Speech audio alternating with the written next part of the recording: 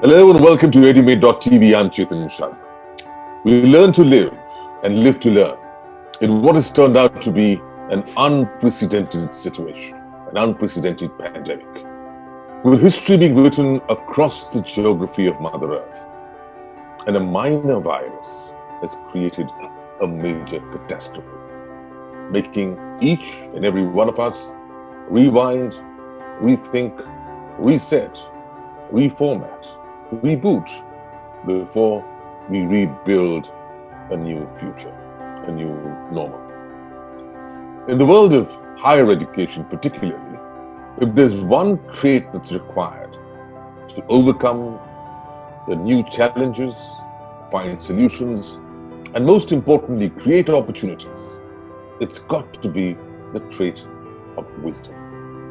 Wisdom emanating from past experience, past knowledge, but more importantly, wisdom to be able to expect, embrace, and evolve into the new future. And that's why we have our very special, our WISE Chancellor. Well, today we have a very special guest from Gurgaon, from the Mangalam University. We have Dr. ADITYA Malik. Thank you for joining us, sir. Thank you so much, Mr. CHETAN SHARMA, for inviting me. I think it's a wonderful title. I did look twice, the WISE Chancellor, and then I said that's a very apt pun that you've used there.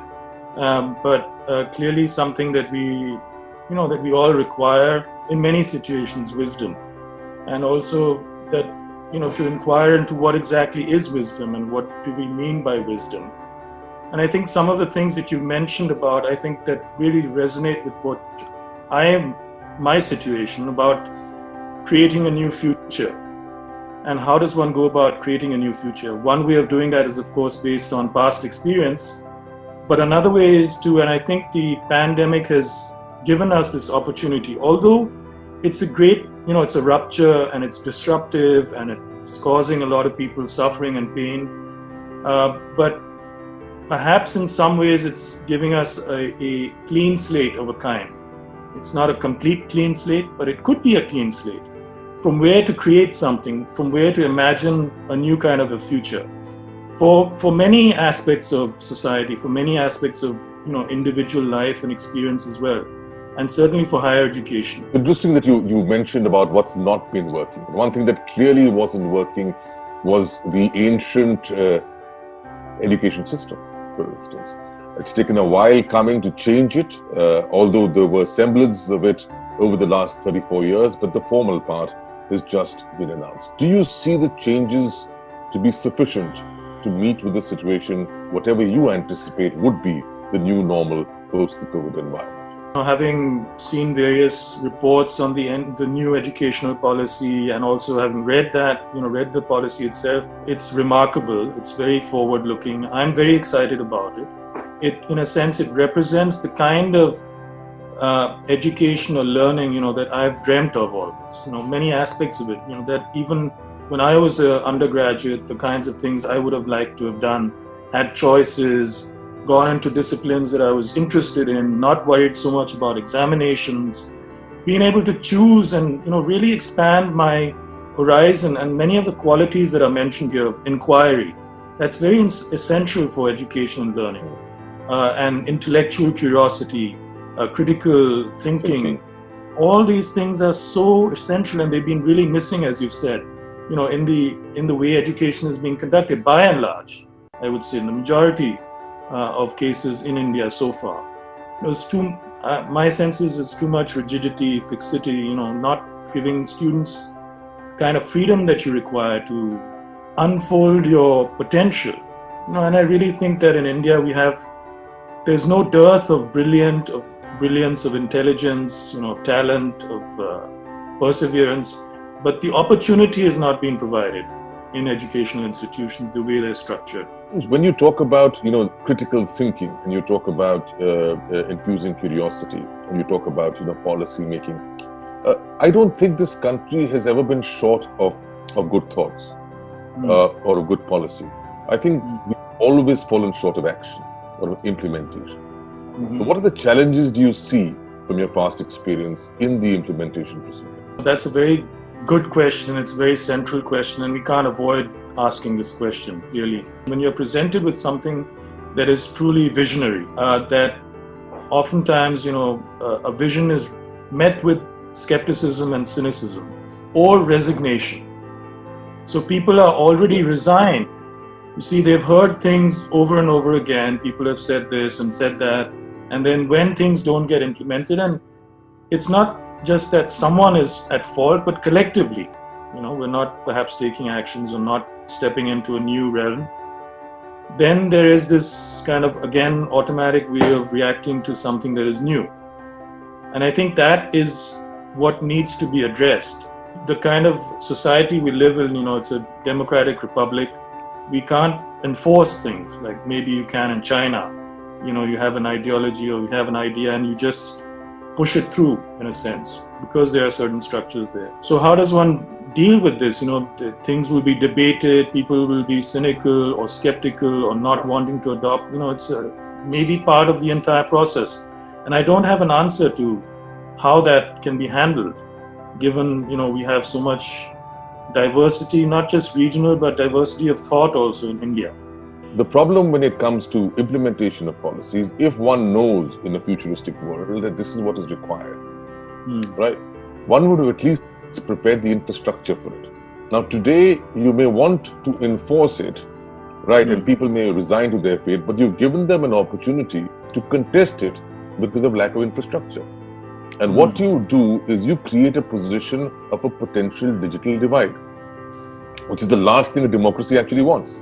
Absolutely. So it's very counterproductive, and that's where I come from, the implementation part. Divide does exist, and I think the funding that is planned now, 6% of the GDP, that must go in, a large part of that, I think, must go into creating infrastructure, particularly in rural areas, so that everyone, all young people across the country can participate in this vision, can participate in the new kind of learning and the unfolding of their own potential and talent, that can happen. That's my view. I don't know how they're going to allocate these funds, but it needs to be done, I think, in the creation of very strong infrastructure across the board. How's the experience been for you and for KR Mangalam in the post-COVID environment?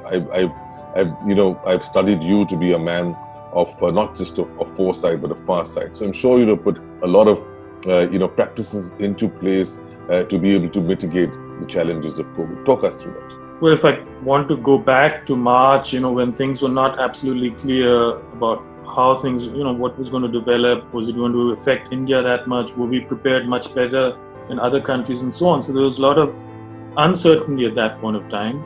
But we did straight away begin with online teaching. We had some platforms, we used Zoom as we're doing now, but then we discarded that and started using something called MS Team, which is more conducive to classroom teaching.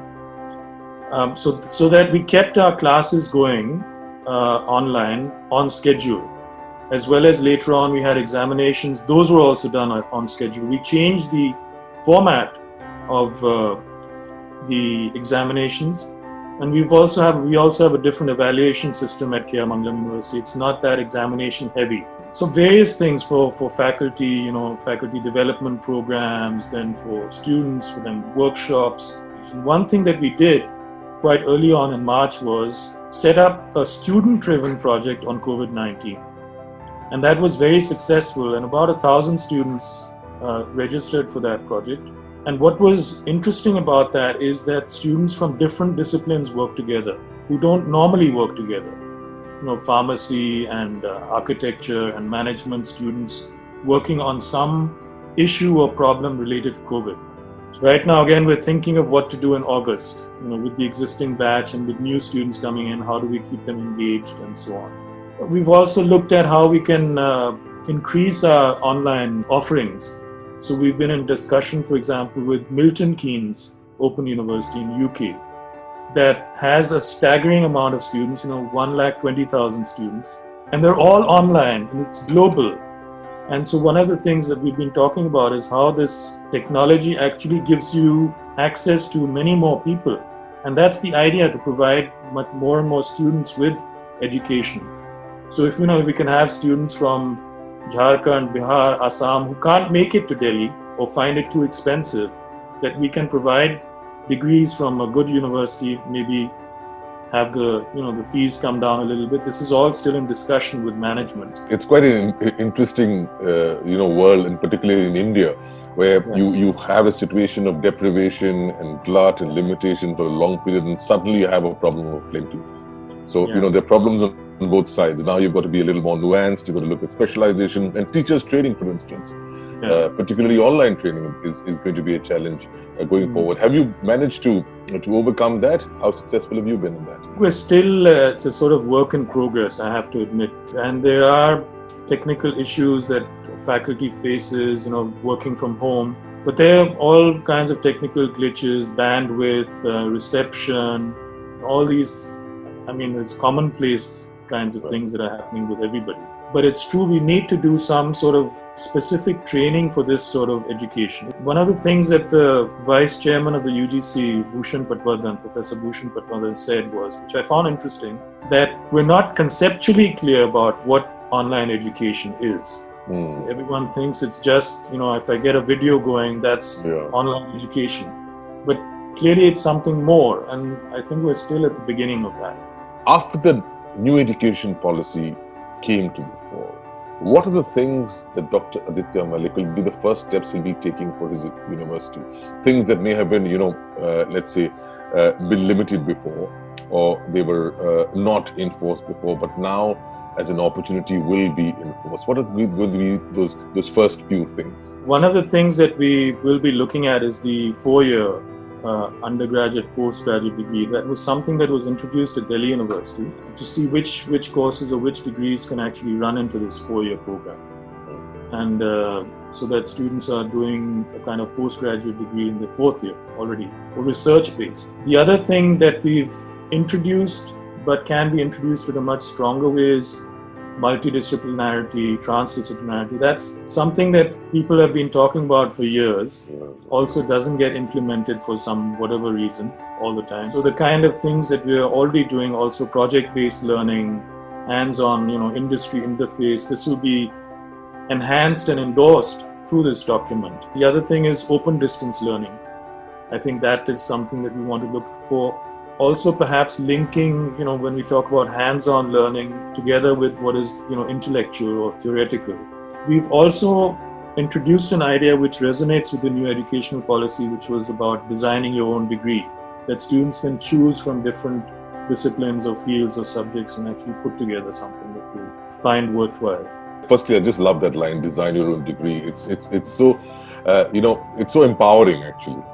The interesting part, Dr. Malik, is that I've spoken to, vice chancellors in the high extremes of this country, and a lot of them seem to have this commonality of thinking. The multidisciplinary aspect, teachers training, open-ended discussion, and even we haven't used the term design your degree, but that kind of openness is there, which is very welcoming, because that's what makes for an inclusive society which this country needs. But what it also does, in essence, is it makes it difficult for one to make their own USP, because if everybody is going to be doing the same thing, how do you stand out in a competitive market? So, what would your mantra be for that? One of the things that we establish, and it's still being established, it's not fully, I don't think it's fully developed, and it's called TIE. That's the acronym, and I think you'd like the idea behind it. It's called the Institute for Inventions, Innovations and Entrepreneurship.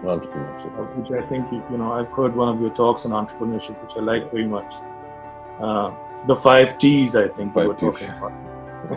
It was excellent. That's right. And actually, TIE was also a part of them. But anyway, it was. Yes. So this institute, in which there are some new programs that we've started. One is degree programs. One is a BA in Digital Humanities. It's thinking about what new possibilities and what kind of analysis and what kind of understanding of real-world situations, connected to society or history or politics, become available when you use digital tools.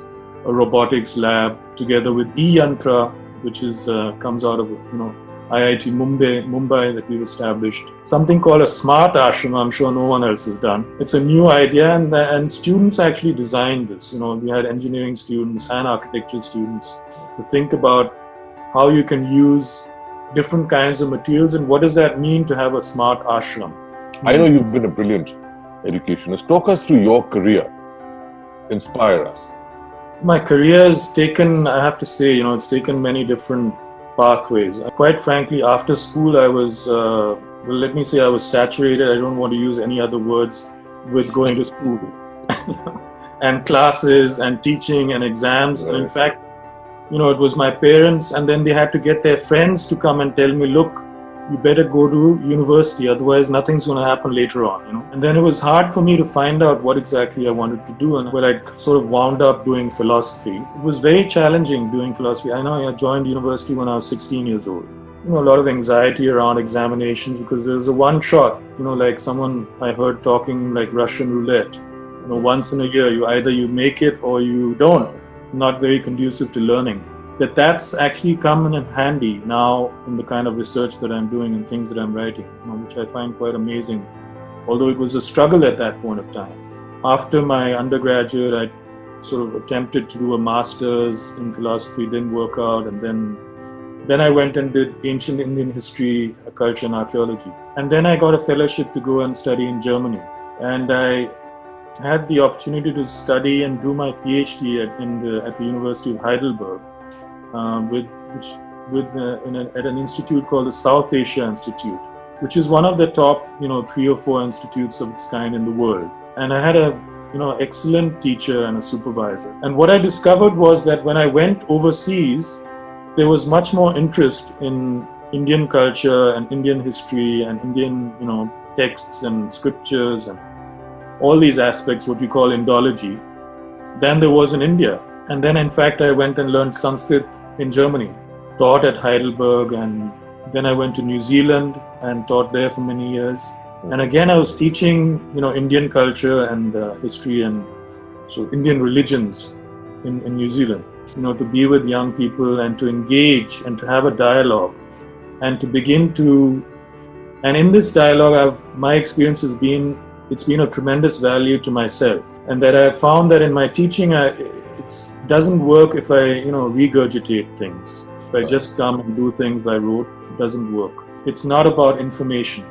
Information is important, but now, people can get information anywhere where there's a glut of information also.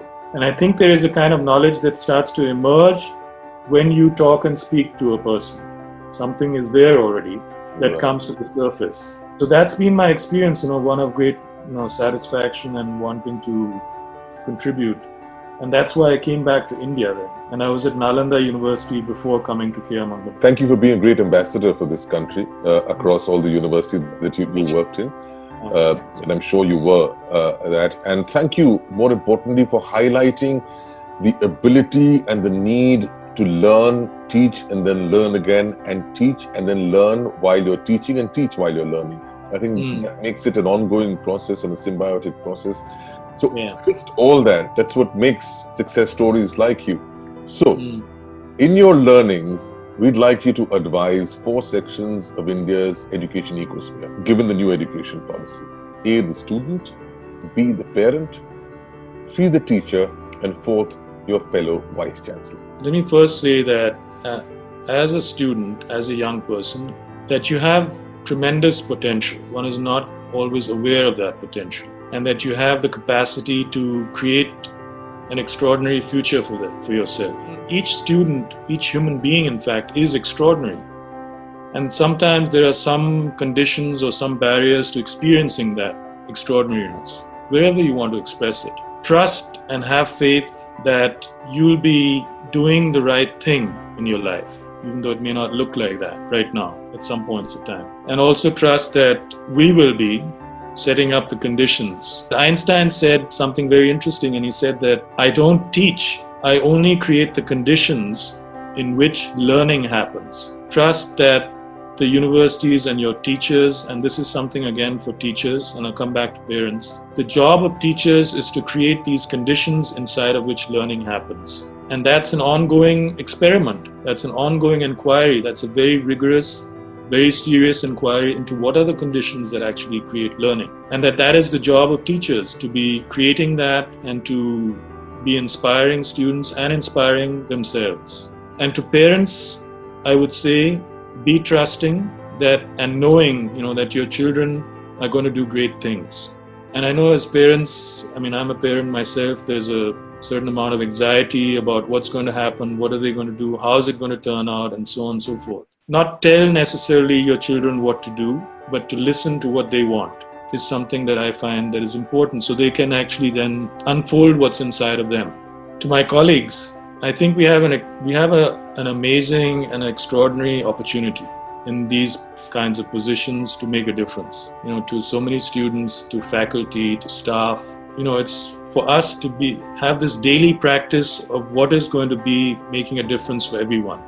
What steps, what actions, when I say something, is that going to make a difference? Is that going to create the kind of environment that I want and that they want and that we need? What is it that we actually need in educational institutions? And we are privileged in that sense to have this opportunity to shape something, to inspire people, to make a difference. Thank you so much for that, Dr. Malik. I have a habit of ending off in alliterations.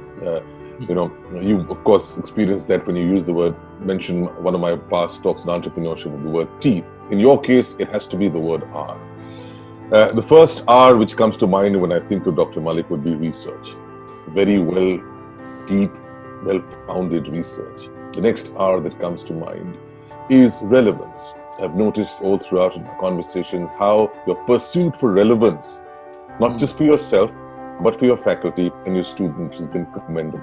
The third R, that is responsive, is your openness and your far-sighted and futuristic thinking to be responsive to the way the situation emerges and you respond and change along with it. The next R, I think, has to be the word revolution, is your understanding that whatever you do today will have relevance today, but will also be changed tomorrow. So it has to be a continuous process. It has to keep revolving. And education and learning is symbiotic yet constant. And the final R is responsibility, which you've shown by coming back to contribute to this great country. And for that, you become a very wise chancellor. Thank you for talking to us, Dr. Malik. Thank you so much. It's been wonderful talking to you. I'm very inspired myself. Thank you so much. And Dr. Malik, could I have a few words which you'd like to say to Edumate.tv? Well, it's a wonderful idea. It's inspiring, what you've undertaken, and particularly the kind of space you provided also for me, and I'm sure other vice chancellors, to open up and talk about themselves in a free manner and to express, what they are, and I'm certainly committed to. And it's been very supportive, the experience, by talking to you. And I think it's very commendable. What you're starting here, that it actually resonates very well with the new education policy and the kind of, not just the new education policy, but the kind of human being that will come out of the implementation of this new educational policy. So again, I congratulate you and I thank you very much for this really great dialogue, interview, if you like, that has happened. Thank you so much, Dr. Malik.